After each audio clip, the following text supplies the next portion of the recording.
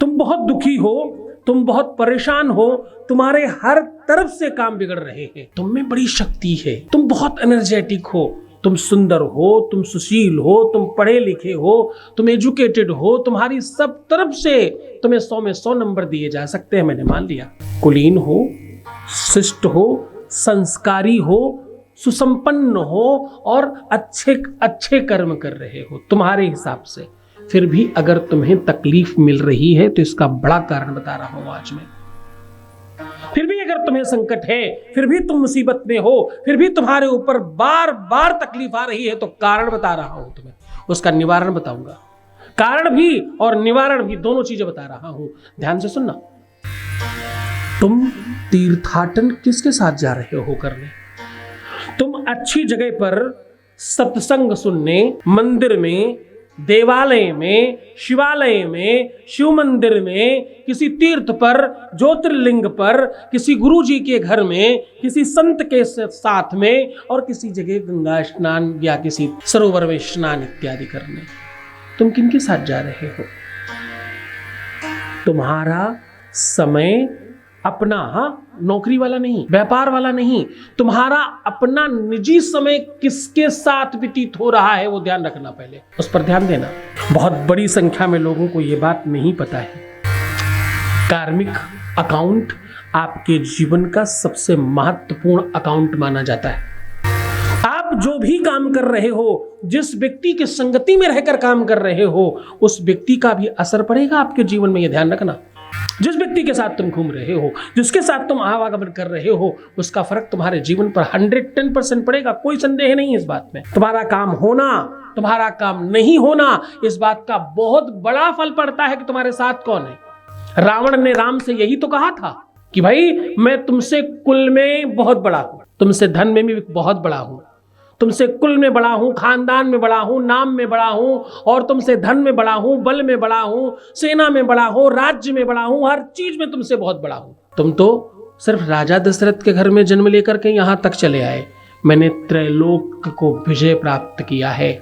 पूरे विश्व में, पृथ्वी पर कौन बात करे, किसी भी लोक में, किसी भी देव नर गंधर्व किन्नर, किसी में दम है क्या रावण के सामने आकर खड़े हो जाने की? मैं फिर भी तुमसे हार गया। इसका कारण मेरा भाई मेरे खिलाफ है और तुम्हारा भाई तुम्हारे साथ है।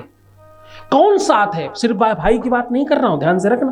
तुम्हारे खानदान की, तुम्हारे परिवार की, तुम्हारे लोगों की केवल बात नहीं कर रहा हूं, तुम्हारे इष्ट मित्रों की बात भी कर रहा हूं। तुम जिनको साथ लेकर घूम रहे हो, किसको कहां ले जाना चाहिए और किसको नहीं ले जाना चाहिए तुम ध्यान नहीं देते, एकदम गड़बड़ कर बैठते हो।